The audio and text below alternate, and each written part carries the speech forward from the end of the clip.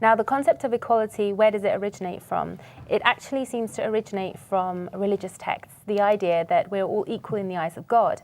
However, we also see from nature that nature has already sort of indicated that none of us are actually equal to each other. We are all different in our capabilities. No two men are equal to each other. Some men are stronger than others. Some men are more clever than others. Some men are taller. Some men are shorter. Nature has already showed that no two human beings are actually equal in their capabilities. So when we talk about equality, what do we actually mean? In fact, we have to then think about who are the people that are calling for it. Well, we have secularists who don't believe that religion should play a role in how we live our lives. We have atheists who don't believe that there is a creator, let alone that a creator could dictate how we should live our lives and what equality actually means. And then there are other groups like feminists who have other skewed perspectives of equality too. And for Islam, or for Muslims rather, it is closer to the idea that equality is in the eyes of God, and equality is more about equity. For Muslims, it's more about equity rather than equality, the idea that justice will be done overall. Everyone will have their just desserts, but it's not just a picture of what happens in this material world. It's about what happens in the wider world as well. In the secular societies, however, unfortunately, because they only look at the material world, they only look at the material benefits that, for example, men and women have and compare them with each other and say, well, these are not quite the same. But obviously, if you only look at material benefits, you're going to end up with a skewed impression. For example, the idea that women have half the inheritance as men do. We understand the reason for that, which is that the extra half that the men get is actually supposed to be used in order to provide for the women. So if you understand that rationale, you'll understand that there is an equality there. Rather, there is an equity there, and equality is more something that's in the eyes of God. And it's ironic that something which originated as a religious concept is now used by atheists and secularists to propound this sort of arbitrary concept of we are all the same, when, as I've said, nature has already told us that, you know, we are definitely not the same. The idea that no two men are equal also strikes another question. If no two men are equal, who are women trying to equalize themselves to? Well, just off the back of that point, because, you know, it ties in nicely to what I'm about to ask Sister Nazia. I mean, we get this idea, is the idea of equality, this whole perception that by doing as men do, we'll be liberated and therefore lead a better and happier life? Look at it historically, because this is where it begins. Men dominated the world, and the result of this were women were treated very badly. As a result of this, you had the emergence of the feminist groups who, what their aims were to try and change the lifestyles of women, to try and gain rights for them. Now, the solution they established, albeit good intentions, but the solution that they set into minds of people was the concept of equality. But there's a problem with this. What do we mean by the equality? What they were trying to establish was what should have been gaining rights for women, establishing a better lifestyle for them. It kind of got misunderstood and got confused with this idea of, well, actually, they started looking at it as we need to be considered the same as men. And then from this came this whole idea of men are the standard by which women therefore live now. So all of a sudden, instead of establishing rights that should have been based upon accepting who they are, what their capabilities are, because you have to remember they were in the past considered the weaker sex. That's how they were described as.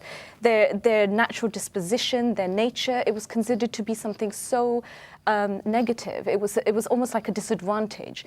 And what should have been a call for, no, hold on a second, you know what? I'm not a disadvantage. I'm actually very important to society. What I bring, what I am as the nature that I have is so important to society that it shouldn't be viewed in the way that it was. And so I question the whole issue, are they happy? Well, no, because when the standard became the men, then what ended up happening was all of a sudden you had these slogans, well, anything he can do, I can do. And in the whole course of that, what ended up happening was they started going against their own natural instincts. So, you know, they went into society, they went into workplace, they were experiencing things like discrimination, unfair wage and things like that. And for those who were married, then the heartache of leaving their children into childcare. All of these things started happening, so women became overburdened. But then what happened with men? Did their expectations change? Did their, the rules by which they were governing, did they change? Nothing happened. They were seemingly completely just going along with it, except the only change I can see is women became overburdened. So this is a serious issue. I actually find it quite intriguing because you said it came from the feeling of not wanting to be made to seem less. Yet when that standard was set to say that, okay, men are a standard, are you not actually making yourself seem less because you've made Exactly. the man your goal, the way that he is goal, Absolutely. the roles that he fulfills as your goal. Almost like the yardstick that you're judging It completely things by. changed because that's You've lessened yourself by comparing yourself to a man in that way. In a way, it's not. At the same time, I think it's not really lessening yourself. Rather, it's just looking in the wrong direction. So God sets our role, God sets our standard, and God sets out how we should map out our lives. He set one for men and one for women, and they're both of equal weight. It's a mistake to look at, I think, men's roles and say we want to be like that because they seem to have it good.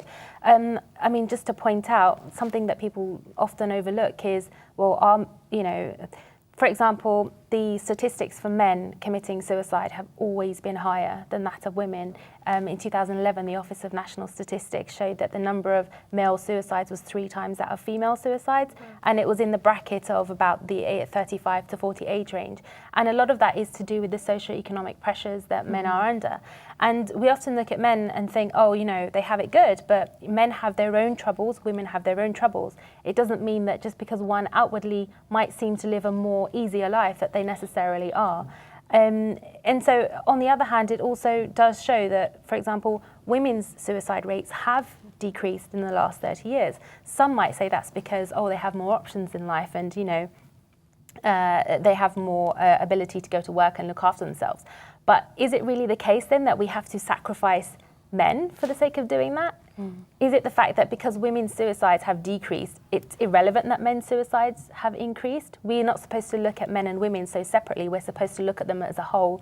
And if one part of society is suffering, it's the same as if it's happening to us as well. Well, Sister Shahina, let's come to you. I mean, we're talking here about men and women, the roles they have. Can they ever be completely seen as the same? This, for Muslims actually, for the Muslim society, it's actually an alien concept. This whole discussion about equality, men, women being the same, comparing to men, it's actually a very alien concept. Although now I know we're sort of the butt of attacks when it comes to equality and women being oppressed. But the question about can they be the same? Well, obviously not, because we are different. Visually, we are different. Biologically, we are different. How can two things that are very different be called the same? That's irrational to the most basic of minds. Women can have children, men can't. Yeah, men tend to be physically stronger usually. Women aren't.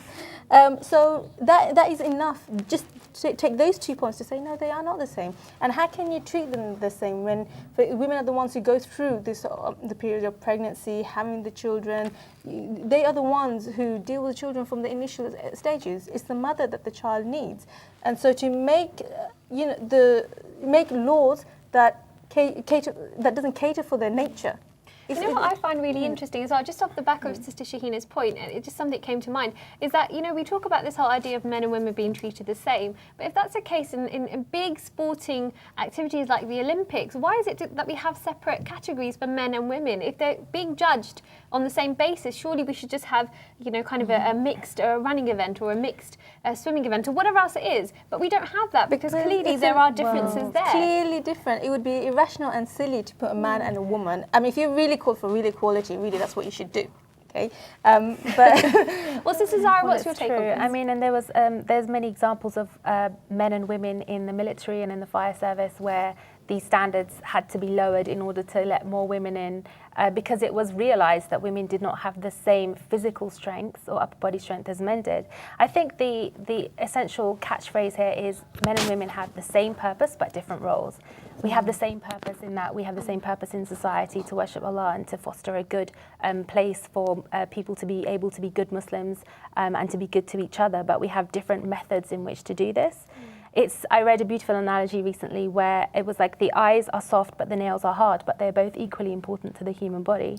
And so it's the idea of having the same purpose but different roles in fulfilling that purpose. But unfortunately, especially it's interesting to watch all these women's talk shows, and when the women discuss feminism, now you actually have women complaining about what they're having to suffer now because now they're overburdened because they're treated in the same way. And there's this idea of there's this idea called home goal, which unfortunately has been created by feminism. That is that you've kicked the ball into your own goal, because now you're the one who's overburdened. Now you're having to fulfill the motherhood responsibilities. Many different roles, absolutely. Well, Sister Nazia, we're talking about this. What effect does having this emphasis being put on women going out to work and things like that have on men and women in general in society? Well, work is not necessarily a bad thing for a woman, so we're not saying that. But we have to put it into context. The fact of the matter is that for a woman, it is an issue of achieving work-life balance with the family. And the problem is the fact that the society we live in doesn't cater for that. So what we're actually finding is women are overburdened, because the reality is that they are having to take on a lot of pressures on both sides, because on the one hand they're having the careers, on the second hand they're looking after their families, and the struggle is there. And when you have a system that's not supportive of that and not helping, I've got a statistic here that a legal firm, Slater and Gordon, they did a survey where women said 54% of their employers could not, they could do more to support them. So within that context, you can see that there's an issue in terms of the society itself. Clearly, the lack of support, this is such an issue thing. And if for the government to try and we know this is what's happening, they're trying to get a lot of women out into the workplace, but this is going to be an issue because women, the reality is they don't want to imitate men.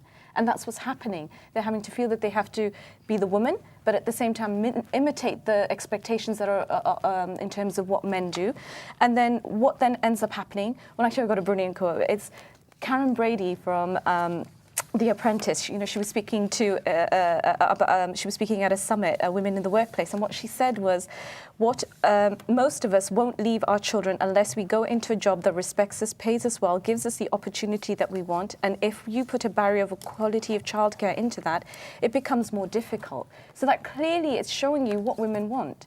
The reality is, what are they doing? They're going into a workplace where they're not respected, they're not treated fairly, they're discriminated against. Then on top of it, you've got the issue of, in many instances, we know this, women are very, very reluctant to go straight back to work if they've just had children. Yet the pressures are there within society. That support is not there, whereby a woman can actually be able to achieve that.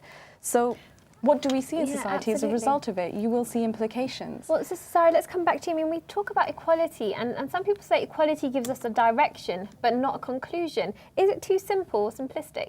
I think it is terribly simplistic. It's also even dangerous because it leads to some of the conclusions that we've discussed today. We've seen some of the troubles that it's caused in women's lives, overburdening them. And I think equality is simply the wrong concept to chase on this, and rather we should seek equity, we should seek parity.